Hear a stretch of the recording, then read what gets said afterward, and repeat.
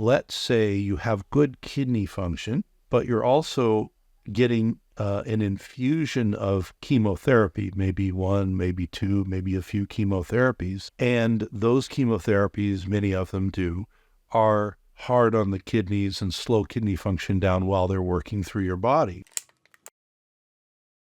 Hey everyone, welcome to my YouTube channel. I'm Dr. A, and we get into all things integrative therapies and many other related things on this channel. Today, our topic is vitamin C, specifically intravenous vitamin C, safe with chemotherapy? Let's break it down. The first thing we have to think about is chemotherapy is not one thing. There are many types of chemotherapy and many subcategories of those types of chemotherapy. And also, intravenous vitamin C is actually not one thing either. Even though the bag might have vitamin C in an IV setting, there are differences in doses and structure of the bag, chemically, etc. Now, we've talked about dose structuring and all of that in other videos. We'll put some links to them. We have a playlist. You can knock yourself out over there. What I want to specifically get into is vitamin C, especially intravenous vitamin C, and chemotherapy and what we do and don't know about that, okay? So the first thing is, in cancer treatment, there's two main outcome areas that are used for intravenous vitamin C and cancer, at least in the minds of the doctors who infuse vitamin C into cancer patients and what the cancer patients are really asking for. Now, almost everybody wants the first target, which is quality of life. Whether you have cancer or not, we all want the best quality of life that we can have, generally speaking. If you have cancer, you may know, like everybody does, that we have a limited amount of time here on Earth. If we have cancer, we usually sometimes know the time might be shorter than it would have been if we didn't have cancer, although we never know that for sure. But quality of life is sort of a universal desire amongst most people. Now, I'm sure there are people who don't want quality of life, but most people I've met, if all things being equal, and they are working with any disease, but especially cancer, they want the best quality of life they can have. The other impact or target would be to help your immune system and either be synergistic with other therapies. That could be your chemotherapy or other natural therapies or whatever, or at least be synergistic with the way that your immune system is trying to respond to either your cancer treatment or your cancer itself. And so these two areas have a lot of crossover in this spectrum of intravenous vitamin C, both with research have been positive with quality of life, especially in low-dose type settings, and then some research which has indication that it might be synergistic with other types of therapies, chemotherapies, etc. So to get into the primary question of vitamin C and its safety with chemotherapy, we want to look at a couple of strata of safety. So the first thing is let's say, independent of chemotherapy, is the vitamin C safe for you as a human to put it in an intravenous bag and put it in? First thing about that is who's doing the IV for you. The IV should be done by a licensed and qualified and trained individual, wherever your jurisdiction is, and they should be trained specifically in intravenous nutrient therapy and more specifically in intravenous vitamin C therapy. And if you have cancer, ideally they should have some experience in giving intravenous therapy to a cancer patient. So that's first thing, is who's giving it, right? And there's a lot of places where intravenous therapies can be done. Nothing wrong, with most of them, as long as people are, licensed, qualified, following all the rules. But if you're, say, a cancer patient who's maybe on a lot of chemotherapy and other cancer drugs, etc., you might want an individual or a practice that's giving you the vitamin C that has done that before and can deal with the specificity of you as a human. So the first thing is, where and how you're getting it is an important thing. The next thing is the screening process. Now, when I was in charge of the interventional part of a NIH research-funded trial, that's the United States NIH, we were looking at the human use of different substances by people with cancer. My section was intravenous and injection therapies. in people with stage 4 cancer. So a little tougher end of the spectrum. So the first thing that you have to do when you are working with people and you're going to give them intravenous therapy of any kind, but especially IV vitamin C, is you have to check a few things in their blood. The first thing would be their metabolic profile to make sure that their kidneys are working appropriately. We have cutoff levels for kidney functions, just like with any other drug. If you're going to give IV anything, often there's a cutoff for if you have low kidney function, you can only give this much of the drug. Well, vitamin C, when it's in an IV bag, is a drug, considered that way by the government, and really should be considered that way by the patient as well. If you're getting a sterile IV, it's a drug. So if you have good kidney function, that's the first test to pass. If you have low kidney function, we might have to adjust the dose or not give you any, depending.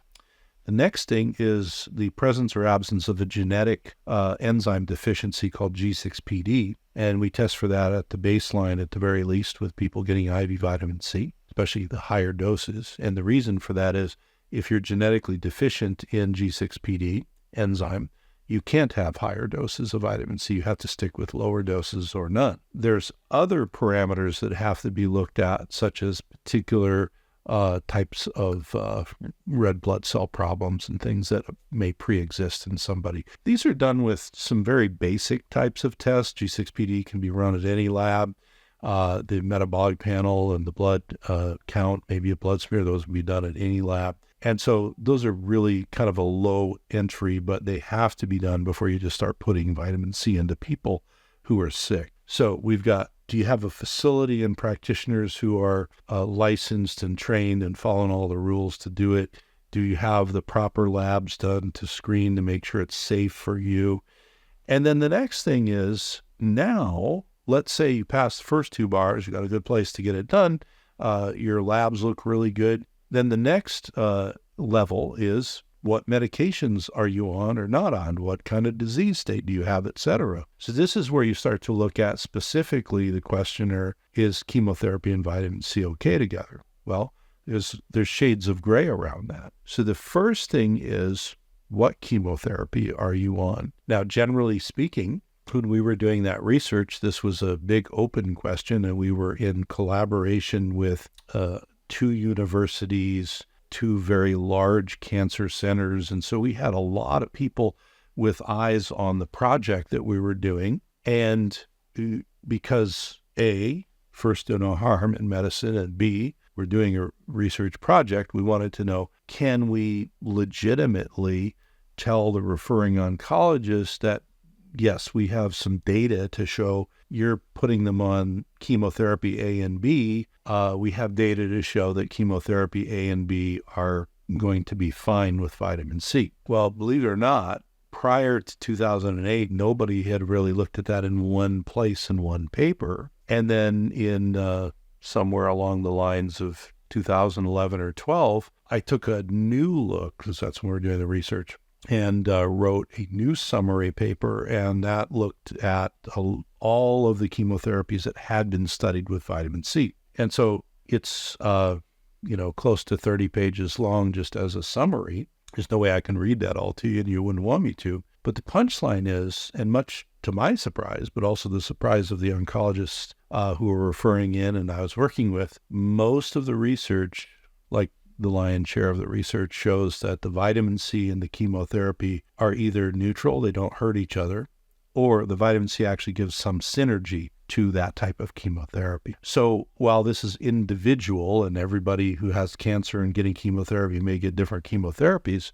generally speaking, yes, it is safe and it is something that can be employed safely. Now, here is one of these clinical things where it looks okay on paper, but is okay for you, the patient. Considerations that you need to have for you, the patient, are, let's say you have good kidney function, but you're also getting an infusion of chemotherapy, maybe 1, maybe 2, maybe a few chemotherapies. And those chemotherapies, many of them do, are hard on the kidneys and slow kidney function down while they're working through your body. Now, the same thing happens with higher doses of vitamin C.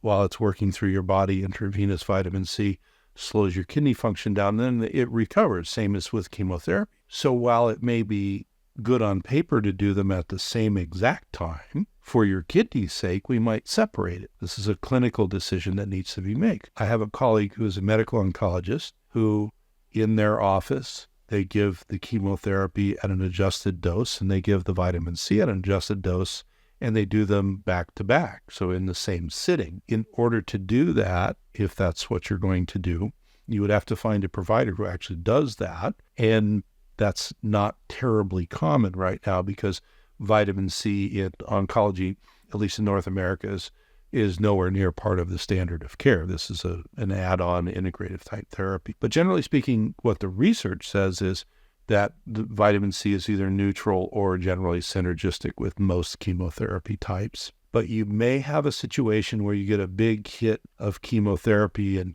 every chemotherapy has a different schedule, but let's say you're getting it all on this day, and then they're going to do it in 7 days or 14 days or 21 days or something. Again, we may do a vitamin C a day or two before your chemotherapy, but then we may not do the other one until you've had 48, 72 hours to recover from the chemotherapy. Because again, it's not that it's going to be harmful to the chemo, it's that your kidneys can only filter so much at one time. So when it comes to, is it safe with chemotherapy, you have to go through these different layers. Number one, provider, licensing, training, are they doing all the things right within the law, et cetera? Number two, have you had the screening labs?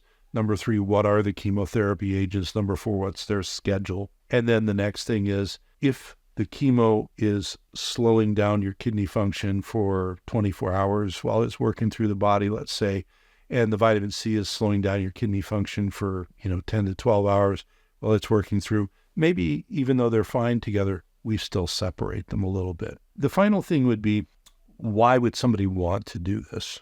Okay. Now, there have been some studies that have been done with individual chemotherapies.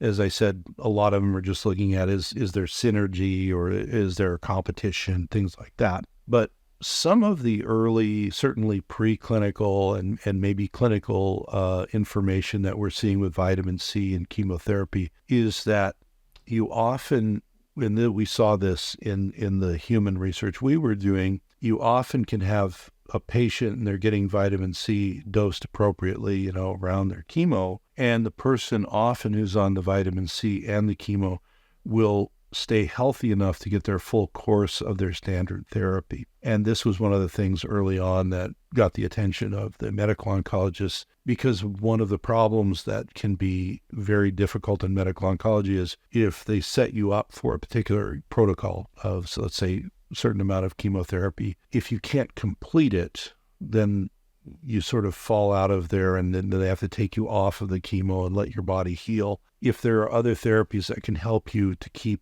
level and also not harm, either of the therapies, then you're more likely to finish your course of treatment. So in many cases, practically speaking, done appropriately with the appropriate monitoring, not only was the vitamin C and the chemotherapy safe together, managed appropriately, but actually the vitamin C was helpful to the overall cancer treatment in keeping the person healthy, high enough quality of life, able to receive the full course of treatment, or whatever was prescribed by their medical oncologist, generally speaking. All right.